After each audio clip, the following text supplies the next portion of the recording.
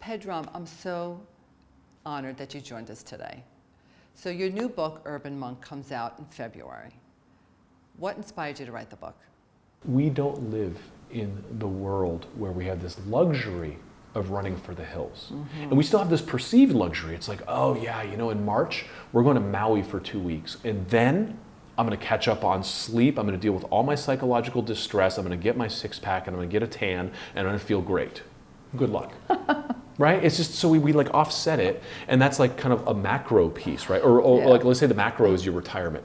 Then you go to your little mini vacations. But what about weekends? Oh my God, it's Tuesday. I'm so exhausted. I can't wait for this weekend the kids, to come. We have all. Good luck. Yeah.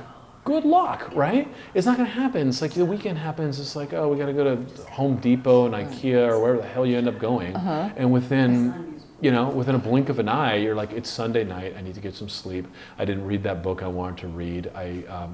We're supposed to go do 8 other things, and I'm going into Monday, and I'm still a little tired. It's like running. Right, and you feel like you haven't done anything for yourself at all that whole weekend. Yeah, and you feel like you didn't do anything for yourself all week, and you thought you were going to make some stuff for yourself that weekend. Right, and you did. And so now you're panicking because you don't know when you're going to get it. Right? Right. It's like it's like oxygen. You're like, when can I get some me time to catch my breath so I can feel normal again? Right? That's the person that I've been helping over the years. And I realized that was the message that needed to get out to millions, because we all feel that way. Time is more and more compressed, and we're just in this state we're in such a rush. Yeah, we're in a state of panic. We're in a rush to get everything done and to just, repeat the same behavior the next day, after day after day. So how can we stop? How can you guide us? So what I've been doing for 20 years is a practice called a Gong, which is taking 100 days, which sounds like a lot, but 100 days from now, but 100 days from now, life has moved on whether you like it or not. Right? Right. And so taking that and then saying, here are the acts I'm going to do every single day. And it could be one thing. You say, look, I'm going to do 20 push-ups a day, or I'm just going to have protein with breakfast a day. I usually do about 5 or 6 things. Is there a reason why it's 100? Yes, because it takes 90 days really to develop a good habit.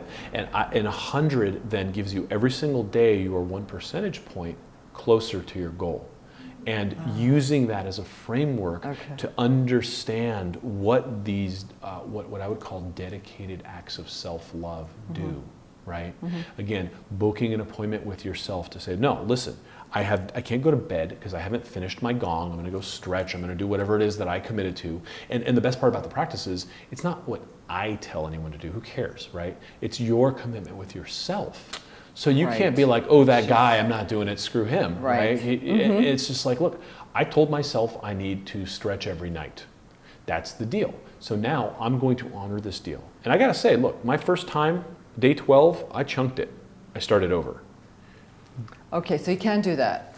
Sure. So if you miss a couple of days, you just start over again. You miss a day, you start over. And then day 46, I missed it. And I came up with every excuse I could in my own head to be like, I didn't really miss it. And I was like, dude, you missed it. Start over. And then every single day for the next 46 days, I was kicking myself going, you were way past this, right? And so finally I caught up to 46 and then went through and finished my first Gong at 100, and I haven't missed a day since. Okay. Why? Oh, wow. Because it built in the discipline of remembering. Yes, and when you remember, you're establishing already a new habit, right? New behavior that you want to bring into your life. Well, and we talk about meditation and all these types of things. What are they about? They're about awareness. If you had one thing you said you had to do every single day and you missed that one thing, how aware are you? Right? Right. And that's how our world has splintered our consciousness, right? So it's not like I missed it a couple times, right? And so this practice helped me. And so what I started doing, and this was just for like a Qigong practice. So then what I started doing is layering that in and being like, oh, that's interesting. So I'll do this Qigong every day for 100 days. But what if I added like 30-day goals and like 60-day goals and 100-day goals? Where would I be if I plotted my life like I was navigating in 100-day chunks? And be like, okay, my 2-year goal is to whatever. So now what do I need to do in this next 100 days to get there? Now what do I need to do in the next 30 days to get there, and what do I need to do every single day to have gas in the tank? So it sounds like you're mapping out an action plan. Yeah. Is that what you're doing? A life mastery action plan. I was just good. That was my next question, actually. Tell us about the life mastery action plan. Well, it's not. Is it called an action plan? It's just the life mastery program. No, I used to call it the life right? mastery program, and now it's called the Urban Monk Academy because it's all encompassing, right? And it's this program where I've been doing it for I didn't say, oh, I'm going to make up a program and sell it online like 80% of these people do. I was doing this myself. And then my friends and family are like, dude, what are you doing? Like, something's working. And so I was like, hey, I'm doing this thing. It really works. And then I have, 10, 20 people do it with me. And then I have patients start doing it and students start doing it. Now there's thousands of people, right? And it's like, hey, I did this thing for my Gong and it really helped. Oh, tell us about it. So over 20 years, it's developed into this infrastructure of a program that works, right? Yep. And it works for thousands of people because it's not me telling you what to do, it's you making a deal with yourself and learning to honor What do it. people take away from that? First of all, is finding your own personal power, right? Is once you finish and complete a 100-day Gong, you go, wow, I did something. I got a feather in my cap, right? And then you've proven to yourself something that's very important, that you could keep your word with yourself and you could get it done. Because what New Year's resolutions have been doing is proving to us that we can fail and we repeatedly fail and that we're losers, right? Right. And so you're like, oh, I'm going to do that again. I'm just going to fail.